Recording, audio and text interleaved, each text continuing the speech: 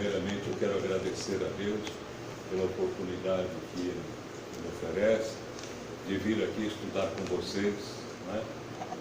Nós vamos fazer um estudo aí, como a nossa companheira falou, a lei do amor, né? E para falar na lei do amor, nós vamos falar um pouquinho da nossa evolução, né? Para entendermos como é que nós vamos chegar aqui no amor, né? No capítulo 11, no item 8, nós temos aí a instrução de Lázaro, né? E Lázaro diz o seguinte: o amor resume toda a doutrina de Jesus, porque é o sentimento por excelência. E os sentimentos são os instintos elevados à altura do progresso realizado. No seu ponto de partida, o homem só tem instintos. Mais avançado e corrompido só tem sensações. Mais instruído e purificado tem sentimentos. E o amor é o requinte do sentimento. Então Lázaro nos apresenta de uma forma muito simples para que possamos compreender toda a nossa evolução, toda a evolução espiritual do homem, que sábios instruídos ainda não a compreendem, né? Então vejam, se nós olharmos a história geral, nós vamos ver que o homem, pela história, né, a primeira habitação dele foi nas cavernas, né? E ele não falava, ele grunhia. E nós sabemos que ao nós passarmos da fase animal para a fase luminal, nós carregamos todos os instintos da fase luminal, né? da fase animal, né? Então, André Luiz, no capítulo 10 do Evolução em Dois Mundos, ele diz: o Espiritismo estabelece como princípios fundamentais as leis de evolução e reencarnação, segundo os quais o homem passa a desenvolver-se alternadamente nos dois planos da vida, subordinado às leis de aprendizado e da renovação. E os dois planos é a erraticidade, quando desencarnamos, permanecemos na erraticidade, perdão. E a erraticidade, nós vamos ter essa denominação quando desencarnados, até o momento em que nós não tenhamos mais necessidade de reencarnar, né? Eu me contento que se tiver ainda mais umas 40, não é que não seja muito carregada, não é? Para que a gente possa já passar um pouquinho a mais. E a evolução do homem, a princípio, como nós falamos, o homem é só instintos. E lhe é dado a palavra. Ele deixou de grunhir e lhe deram a palavra. Com a palavra lhe deram o pensamento. Aí, Deus lhe deu o pensamento contínuo e o livre-arbítrio. Então vejam, o livre-arbítrio é uma função do pensamento livre acionado pela vontade. E ao dar ao homem o livre-arbítrio, Deus quis que ele chegasse à sua própria experiência, a discernir o bem e o mal, de maneira que a prática do bem fosse o resultado de seus esforços, da sua própria vontade, né? E ao nos ser dada a liberdade de pensar, temos a liberdade de agir. E sem o livre-arbítrio, o homem seria uma máquina, né? E aqui nós voltamos a falar, porque vejam, nos é dado o pensamento contínuo, porque primeiro nós pensamos e depois falamos, né? Quer dizer, às vezes as pessoas, né, se desentendem e aí chegam para outra e dizem: olha, se você me perdoe porque eu falei sem pensar. Quer dizer, não é verdade. Primeiro nós pensamos e depois falamos, né?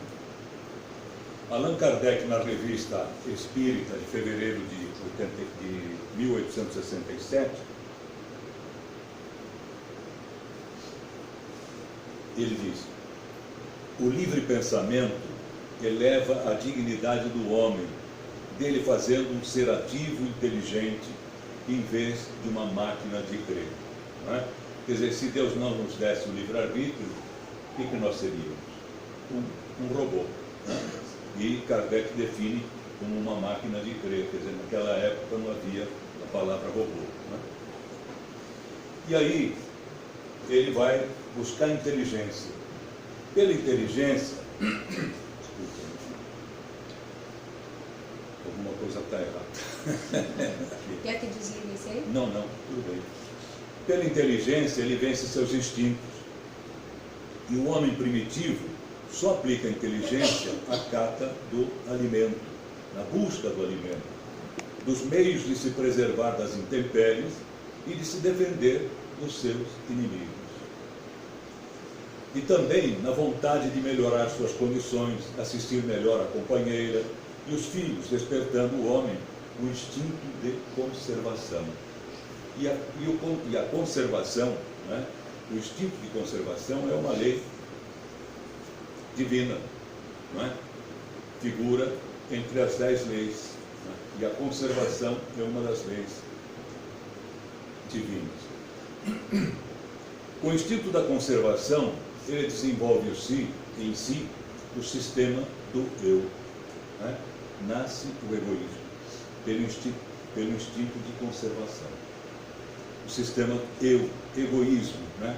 Ego, eu, sistema, ismo, sistema, não é isso?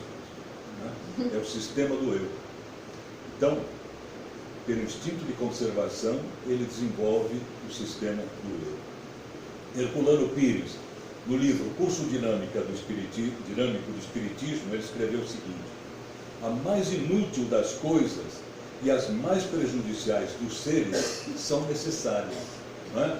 Então ele quis dizer aí que o egoísmo, nessa fase, ele era necessário para o próprio desenvolvimento de cada um de nós.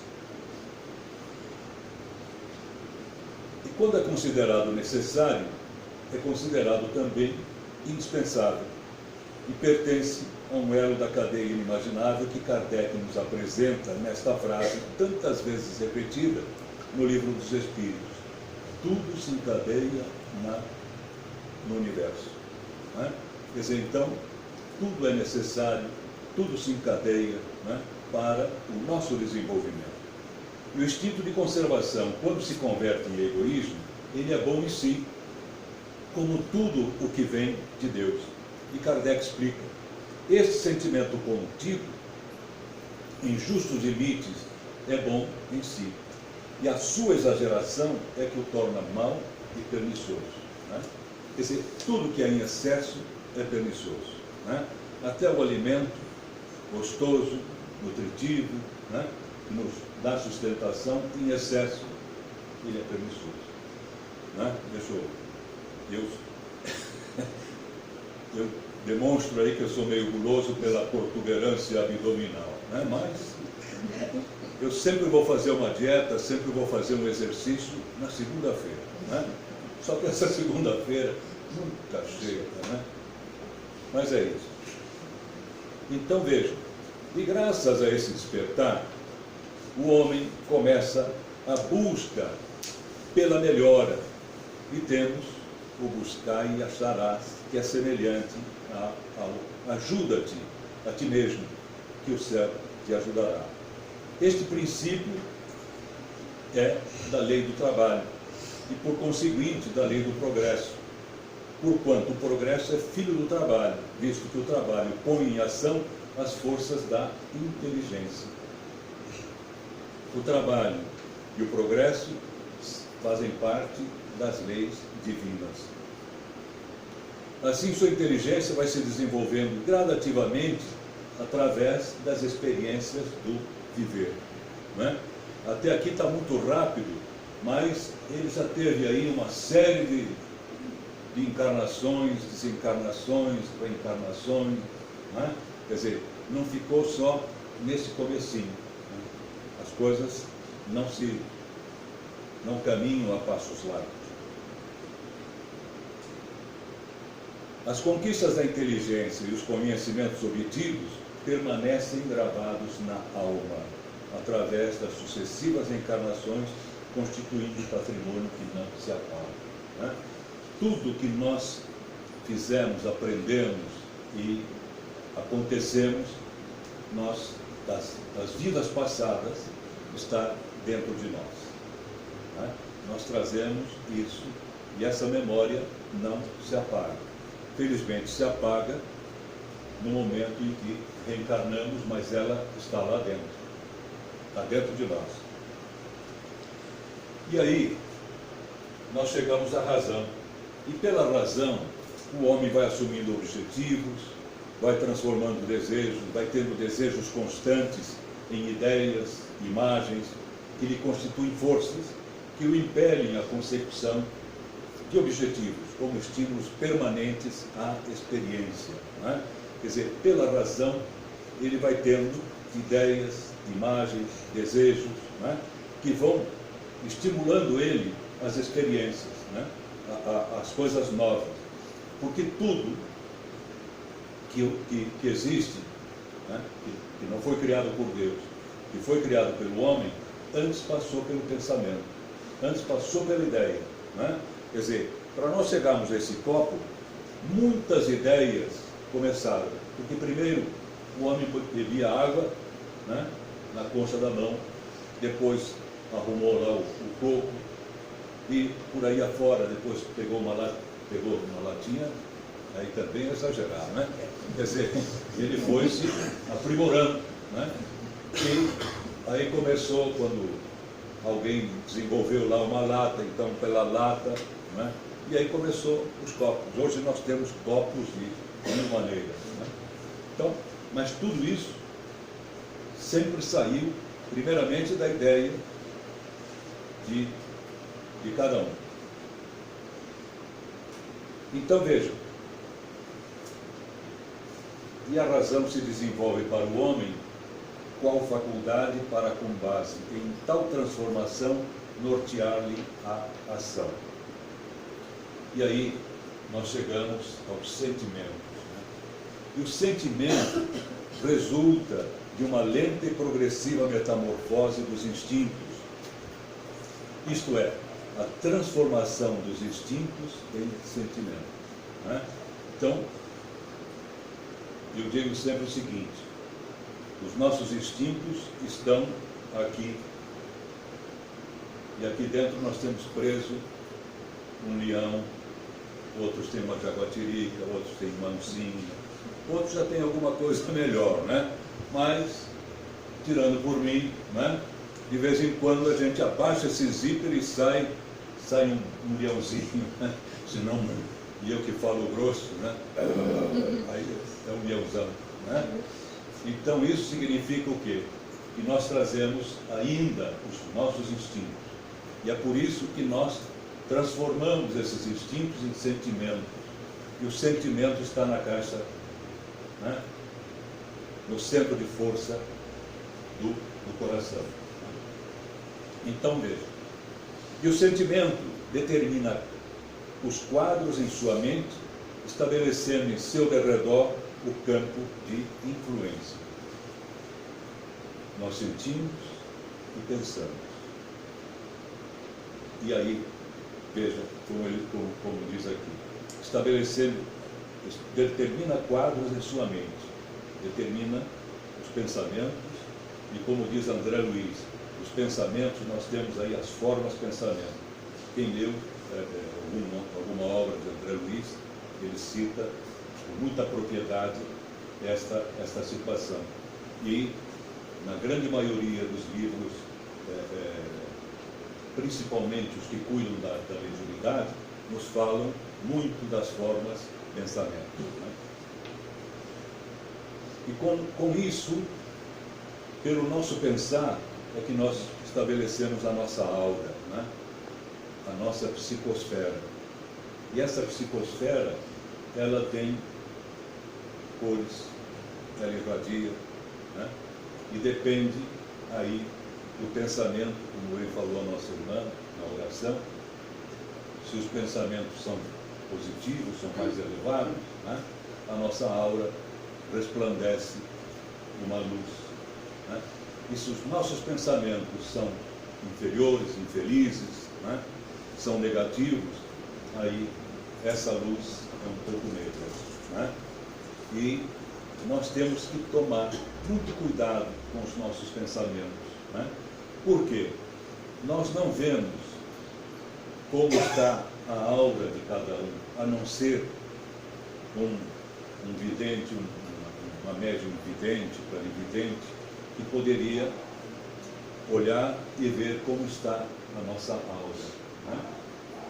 Mas os espíritos veem isso com muita facilidade, né? Então, quando você está pensando negativamente, pensamentos mais infelizes, você atrai o quê? Né? Porque aquilo é escuro. Então você atrai espíritos menos evoluídos, né? Quando ao passo que você está com pensamentos mais elevados, pensamento do bem, pensamento em Jesus, confiante que Ele está conosco, os pensamentos atraem o quê? Né? Os espíritos mais elevados, o nosso anjo guardião se anima mais, né, a nos dar os conselhos, a nos orientar, né? Então, nós somos influenciados pela espiritualidade muito mais do que nós imaginamos. Muito bem. Emmanuel, ele nos diz: a razão sem o sentimento é fria e implacável, como os números, e os números podem ser fatores de observação e catalogação de atividade, mas os números nunca criaram vida, né? E a razão, o sentimento, criam vida. E o homem compelido a decidir por si mesmo passa a ser o construtor do seu destino, no âmbito de suas limitações, sem que lhe falte a orientação do plano superior, né? E essa orientação do plano superior nunca nos falta, né? Sempre está ao nosso lado, depende da nossa sintonia, né? Nós podemos ter aqui uma rádio, uma emissora de televisão, mas se nós não sintonizarmos com ela, nós não vamos, podemos ter o melhor aparelho, nós não vamos sintonizar, nem o rádio e nem a televisão. E assim são os nossos pensamentos, né? E aí o homem, pouco a pouco, desenvolve faculdades, recursos mentais, recursos físicos, passando pelas diversas fases do desenvolvimento, por nós conhecidos, com limites da faixa que separa o selvagem primitivo, existente em nossos dias ainda, e o homem civilizado. Quer dizer, pelo nosso esforço é que nós vamos, né, caminhando. E o homem passa a desenvolver uma sensibilidade espiritual, como? Desenvolvendo sentimentos em relação ao próximo, né? Por quê? Com certeza, cada um de nós, né, chega aqui e pensa muito no próximo. E o próximo, mais próximo, está lá em nosso lar, está com a nossa família, está em nossos lares, né? São a esposa, os filhos, aqueles mais abusados aí que passaram aí, que, né, como eu, tem netos, né? Então, né, quer dizer, sempre estamos pedindo pelos netos, pelos filhos, né, pelos genros, pela nora, e assim sucessivamente. E pensando também nos amigos, né? Porque quando nós entramos numa casa como esta, com certeza fazemos grandes amigos. E aqui eu tenho bons amigos. Então, nas nossas preces, principalmente quando a gente faz o Evangelho no lar, que tem que ser uma coisa que todos nós temos que fazer, né? Quer dizer, não é obrigado a fazer, mas é um dever que nós devemos adotar para a melhoria, né, nossa, para mais luz no nosso ambiente, para que a nossa casa, como diz André Luiz, né, ela seja circundada por uma ciranda de luz, por uma cúpula de proteção, né? Por isso é que o André Luiz diz que a casa que faz o Evangelho, o negativo não entra, né? Porque a casa está circundada de luz e com uma cúpula de proteção. Então, quando nós fazemos o Evangelho aí nós lembramos daqueles que nos dão oportunidade de trabalho, de estudo, de aprendizado, né? E que com certeza também estarão vibrando por nós. Né? Muito bem. Então, quando nós pensamos na ajuda do próximo, nós estamos pensando em amor. E aí nos lembramos de Jesus. Amar a Deus sobre todas as coisas e ao próximo como a si mesmo.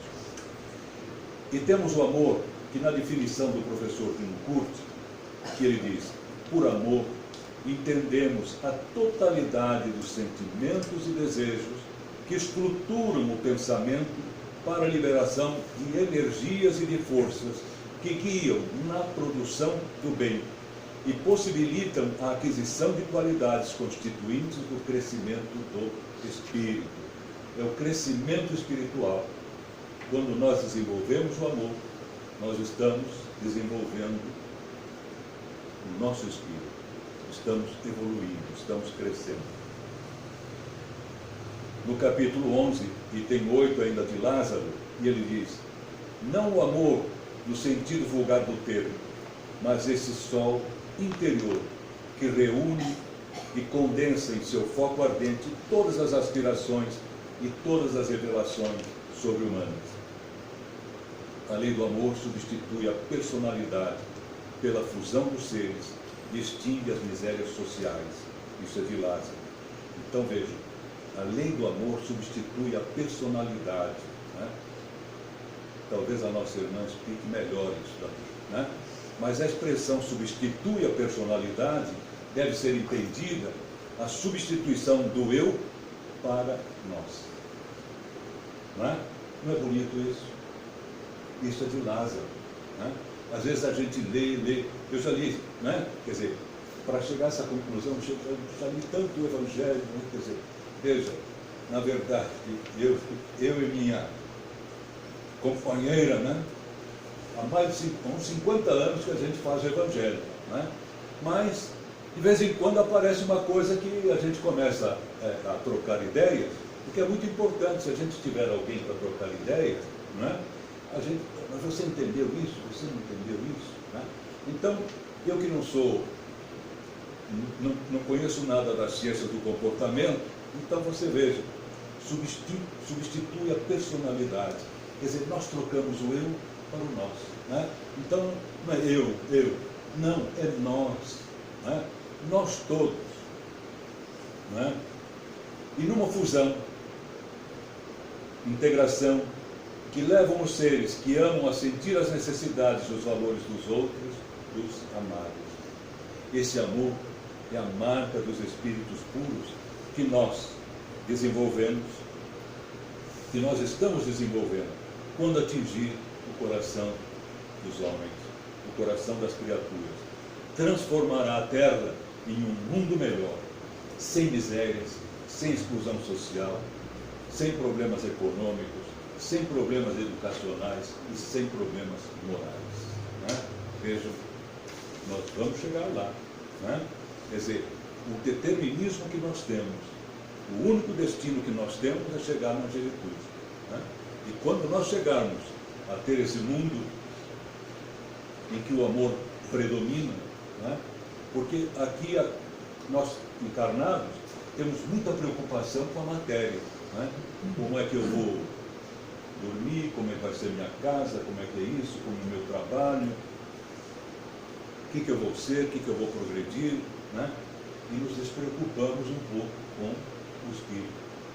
Mas lá, eles não se preocupam, eles se preocupam pura e simplesmente com o amor. O amor transborda. O alimento deles, né? Para nós aqui, que é o, vamos dizer, para nós brasileiros, o comum arroz e feijão, né? Para eles o alimento é o amor. Né? E feliz aquele que ama, porque não conhece as angústias da alma nem as do corpo, visto que não pensa em si, mas nos que amam. Né? Então vejam, o nosso planeta é de provas e expiações. Então, diz que a felicidade não é deste mundo, não é deste planeta. Né? A felicidade basta nós querermos. Basta nós fazermos esse exercício, exercitar o amor. Plantar a semente do amor, plantar a semente do Evangelho dentro de nós, né? Para desenvolvermos o amor e crescermos.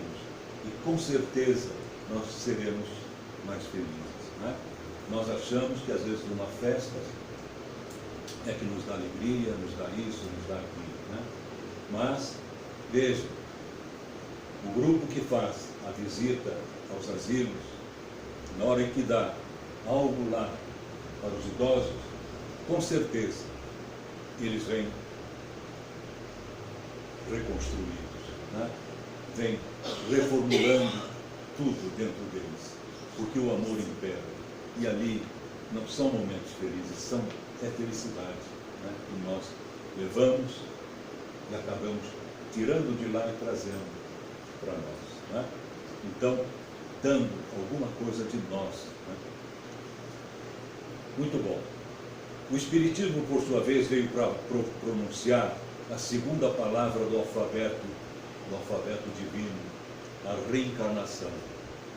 E a reencarnação, vencendo a morte, nos leva à conquista do nosso ser, mostrando a cada um de nós nosso patrimônio intelectual e moral, né? Como diz Joana de Ângeles, né? A doutrina matou a morte. A doutrina espírita matou a morte. Então a reencarnação, vencendo a morte, nos leva à conquista do nosso ser, mostrando a cada um de nós nosso patrimônio intelectual e moral, né? E principalmente nós que já estamos aqui ensaiando, né? Quer dizer, já eu diria que estamos quase alfabetizados nessa escola. Se nós desencarnarmos agora, nós vamos sentir, né? Tudo aquilo que nós conhecemos, o que nós já desenvolvemos intelectualmente e o que nós já desenvolvemos moralmente. Aqui a gente ainda esconde os nossos erros. Somos afiados para apontar os erros dos outros, né? Mas os nossos sempre a gente contemporiza, né? Mas lá não tem jeito, né? Quando a gente desencarna, chega lá, não adianta falar nada. Olha, né? Por exemplo, chega lá o Clarencio, que atendeu o ministro lá do auxílio do nosso lar, né? Chegamos para ele e disse: Martinho, não precisa falar nada, não, né? Você já tem tudo marcado, né? Nós não precisamos falar nem comentar.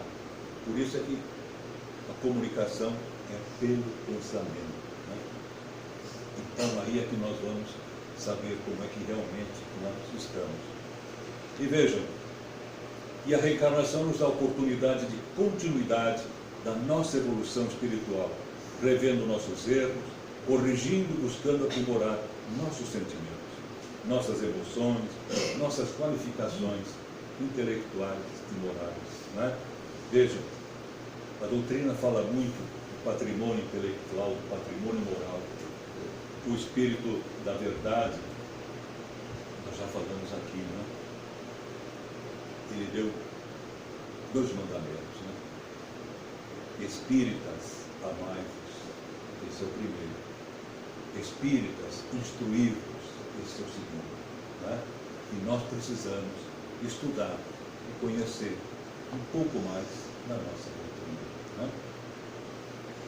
E assim prosseguindo em direção ao aperfeiçoamento determinado por Deus, mas de responsabilidade de cada um de nós, segundo o nosso livre-arbítrio, né?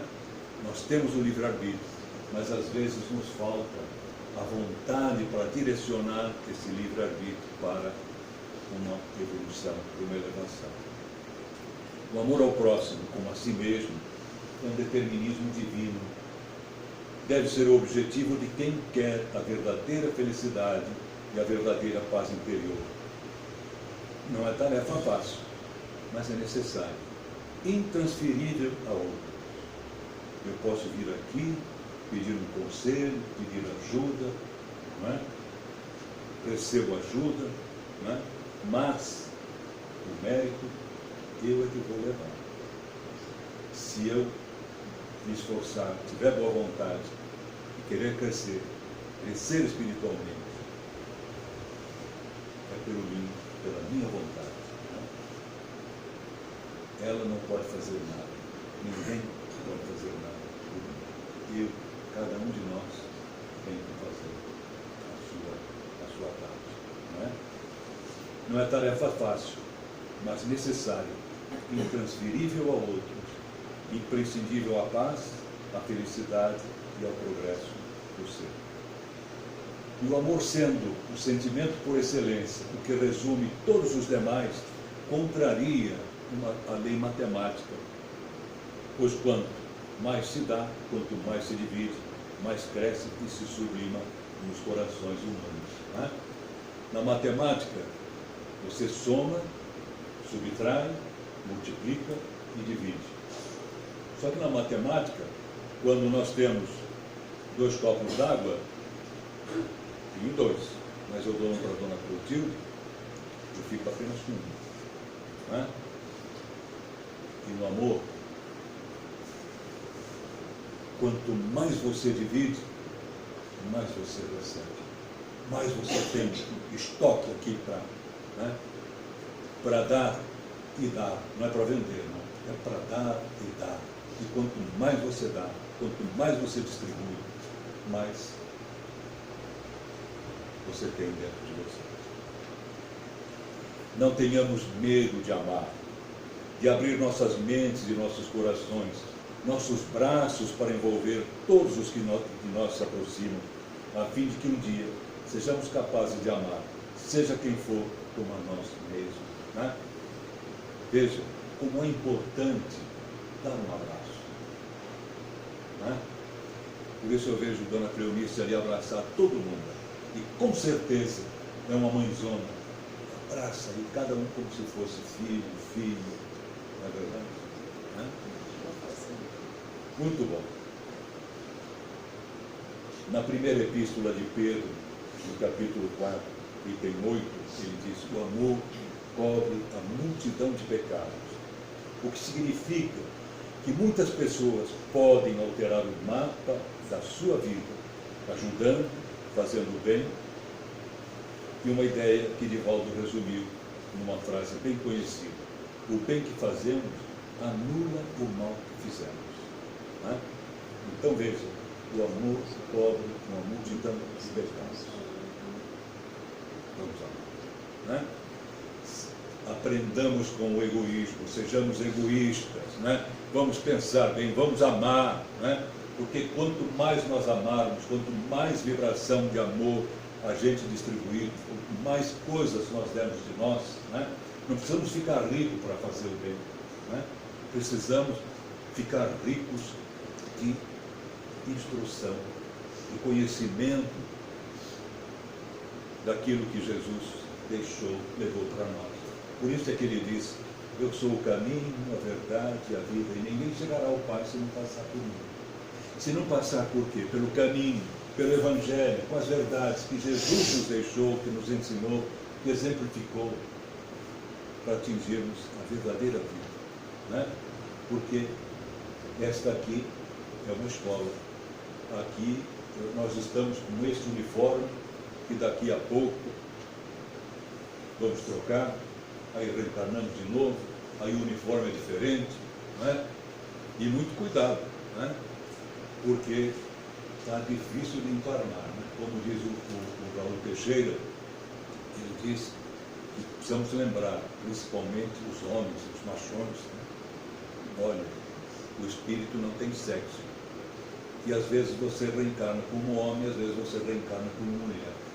E isso também é maravilhoso, Porque o homem sempre segurou a mulher, Baseado naquilo que a Eva é que estrambelhou tudo, E na verdade não foi, Mas a Eva errou, a mulher errou, Veja, quando Jesus veio, que nós estávamos aí no mundo primitivo, qual era a posição da mulher? Inferior. Jesus é que começou isso. E veja quanto tempo ainda demorou para que a mulher, né, tivesse os mesmos direitos. Né? Quer dizer, até pouco tempo, né, a mulher não votava, a mulher tinha uma série de limitações. Né? Agora, pena que às vezes, não nós aqui, né, umas às vezes querem imitar o lado negativo dos homens, porque os homens têm tanta negatividade, né? Tanta coisa errada, tanta oncinha guardada aqui dentro, né? Mas tudo isso vai se acabar um dia. Por quê? Ora a mulher encarna como homem, homem como mulher. E o Raul Teixeira ele diz que nos principais, vamos dizer, no Brasil já está difícil de reencarnar, vamos dizer, na América do Norte, na Europa, tem lugar lá na Arábia Saudita. Né? Agora já pensou, nós reencarnarmos, nós, né, lá na Arábia Saudita, como mulher e ter que usar burca, né? Ou mesmo mulher, né? Quer dizer, com essa liberdade que nós temos aqui, de repente tem que ir lá, né? Utilizar. Eu sempre penso isso. Ainda bem que eu encarnei aqui. Eu penso nisso. Se eu estiver aqui para lá, vai ser difícil para mim. Ninguém me mandar. Né? Mas vamos torcer para que a gente, né? Vai vir a próxima. Então veja. Eu estou com medo. Vejam um diálogo de André Luiz com a mãe no livro O Nosso Lar. O Evangelho de Jesus, meu André, dizia ela, lembra-nos que a maior alegria em dar que em receber. Aprendamos a concretizar semelhante princípio no esforço diário que fomos conduzidos, pela nossa própria felicidade. Dá sempre, filho meu. Sobretudo, jamais esqueças de dar de ti mesmo, em tolerância construtiva, em amor fraternal e divina compreensão. E ela prossegue. A prática do bem exterior é um ensinamento, é um apelo para que chegamos à prática do bem interior. Jesus deu mais de si para o engrandecimento dos homens, que todos os milionários da terra congregados no serviço, sublime embora da caridade material. Quer dizer, Jesus deu muito mais. Né? Nós temos também aqui anotado uma mensagem de Sheila, que é psicografia de Emmanuel Alves Moreno. E o título é Falando sobre a forma que Paulo falou sobre o amor. E ela diz, se não tivéssemos aprimorado nosso coração com o sofrimento e o pranto, se não tivéssemos exercitado a paciência e a tolerância, o perdão e a indulgência, a compaixão e a piedade, a compreensão e a bondade, todos filhos do amor, nada seríamos. O amor tudo pode, o amor é paciente, o amor nada pede, mas tudo oferta. O amor não impõe, pelo contrário, o amor tudo implora. Só o amor cura, educa, renova e transforma a individualidade e, por consequência, a coletividade. Ponhamo-nos com a mente clarificada de Paulo, falando de claridade, e busquemos nosso Senhor Jesus Cristo, a edificação do amor e do reino de Deus dentro de nós próprios, para que possamos algo fazer de bom e de útil. Né? Então veja, só o amor cura, educa, renova e transforma a individualidade e, por consequência, a coletividade. Né? Se nós desenvolvermos o amor como devemos, nosso lar vai ser uma maravilha. Né? Porque mesmo aquele que tem uma esposa difícil, ele vai saber perdoar. Mesmo aquele que tem filhos problemas, ele vai saber perdoar. E ele, com o amor, e acima de tudo, com certeza, ligado a Jesus, fazendo o seu evangelho, né, ele vai espargir muito amor, vai vibrar muito amor para aquele problema que, porventura, difícil ele tem. Né? E com certeza, daí a pouco, estarão todos sensibilizados. Então veja, ele começa no lar, né? E a família é a célula máter da sociedade.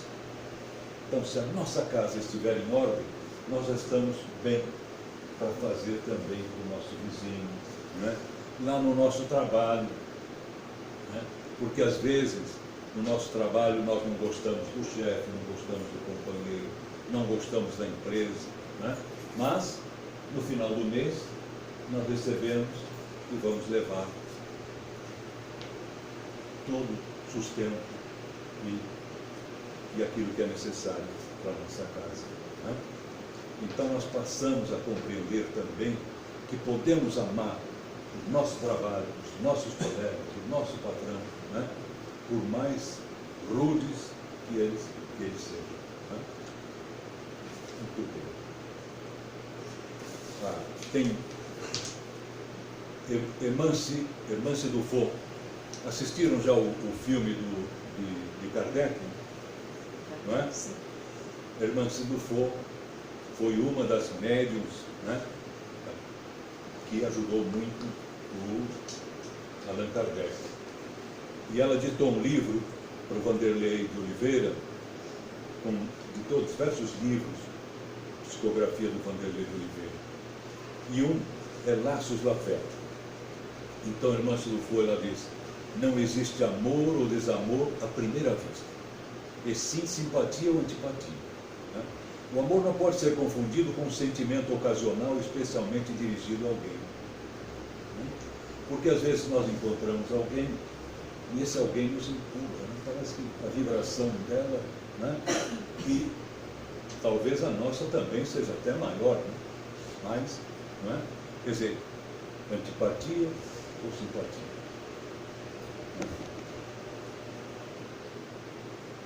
Devemos entendê-lo como sentimento divino que alcançamos a partir da conscientização de nossa condição de operários na obra universal, um estado afetivo de plenitude, incondicional, imparcial e crescente. Ninguém ama só de sentir. O amor verdadeiro é sentir, ele é tecido, né? Ele é feito aos poucos. O atestado de amor verdadeiro é lavrado nas atitudes de cada dia, né? O amor verdadeiro nós só vamos desenvolver nas atitudes nossas de cada dia. Sentir é o primeiro passo, mas se a seguir não vêm as ações transformadoras, então nosso amor pode estar sendo confundido com rápidos momentos de felicidade interior, né? Nós já comentamos aqui que no século XIII, Francisco de Assis já recomendava aos seus frades, né? Sentir, pensar e agir, né?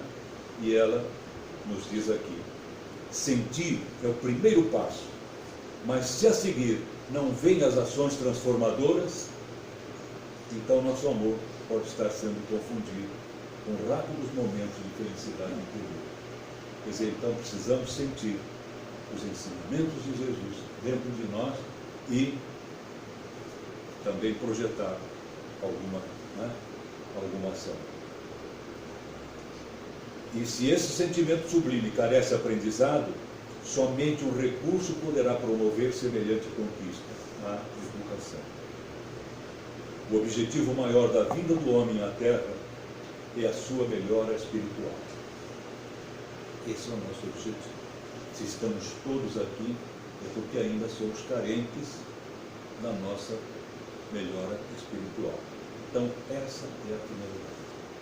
E a sua melhora na Terra só será plena na medida que aprender a amar, porque o amor é o decreto sublime do universo para o crescimento e a felicidade de todos os seres.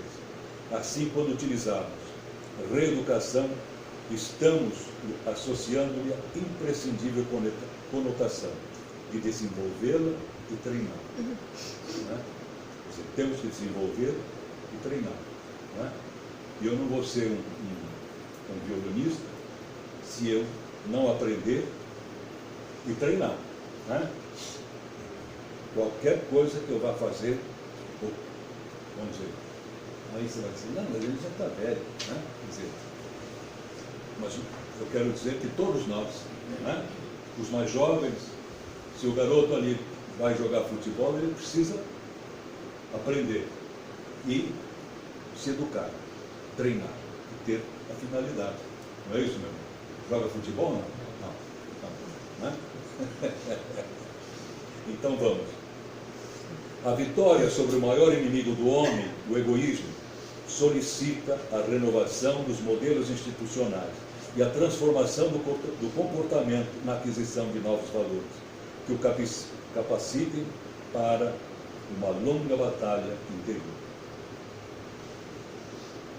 Vai me dar tempo ainda, mas eu queria citar, porque no capítulo 11 nós temos 3 instruções que nos foram confiadas, né? A 8, a 9 e a 10, que é dos espíritos de Lázaro, Fenelon e Sansão. Todas as 3 são de primeiríssima grandeza. Apenas de Sansão, né, tem uma particularidade. E espero que vocês digam que eu tinha razão. O Sr. Sansão foi membro da Sociedade Espírita de Paris. Ele desencarnou em 21 de abril de 1862. 2 anos antes da sua desencarnação, ele solicita a Allan Kardec de ser evocado o quanto antes possível e tantas vezes quantas Kardec julgava conveniente. Inclusive, ele pede para que, logo após o desencarno, ele seja evocado. E Allan Kardec revela que 1 hora antes do enterro o evocaram com 2 objetivos. Né? Quer dizer, passou toda aquela cerimônia, mas na hora dele ser enterrado, 1 hora antes, ele é evocado. Com 2 objetivos: atender o pedido do Sr. Sansão e observar, uma vez mais, a situação da alma em um momento tão próximo da morte. O diálogo entre Sansão, recém-desencarnado, e Kardec, com o discurso de Allan Kardec no enterro, e uma mensagem psicografada durante a cerimônia do cemitério, e referência a mais 2 conversas mediúnicas com Sansão, em 25 de abril e 2 de maio, estão publicadas na Revista Espírita de junho de 1862. Vale a pena, né? Se alguém não tiver, a Revista Espírita pode ser baixada na internet gratuitamente. Muito bem.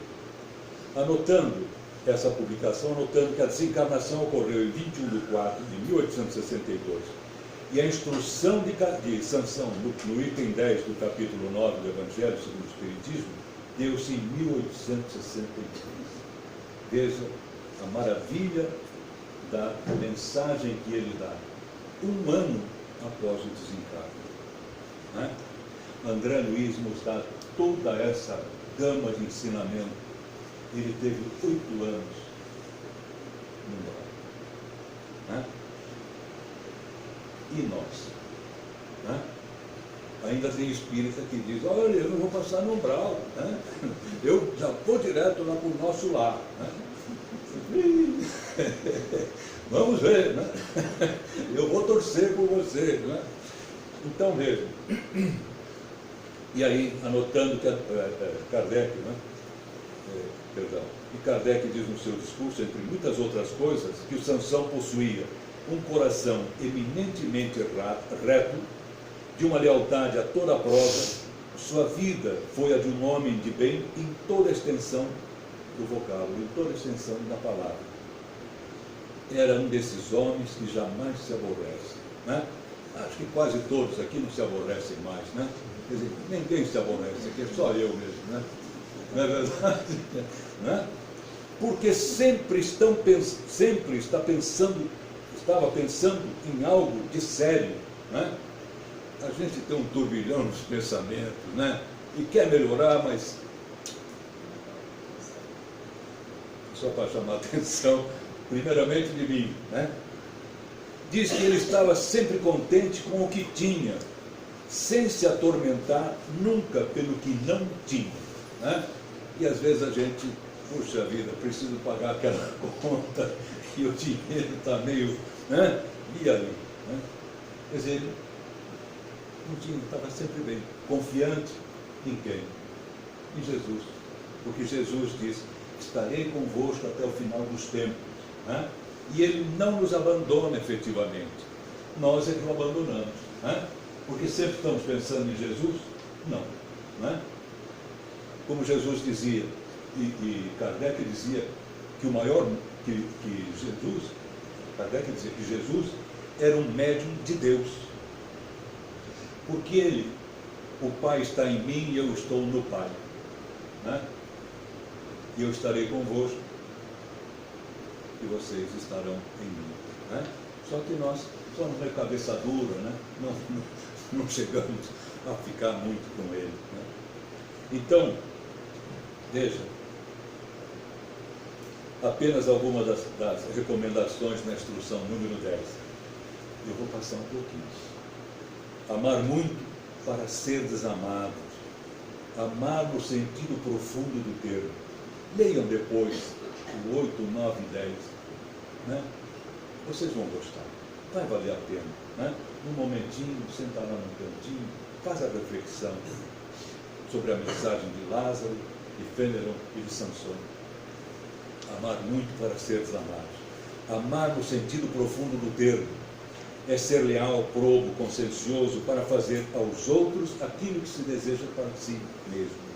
É buscar em torno de si a razão íntima de todas as dores que acabrunham o próximo para dar-lhes alívio. Pensar no próximo. É encarar a grande família humana como a sua própria, porque essa família ireis reencontrar um dia em mundos mais adiantados, pois os espíritos que a constituem são como vós, filhos de Deus, marcados na fronte para se elevarem ao infinito. Né? Eu vou antecipar aqui umas coisinhas.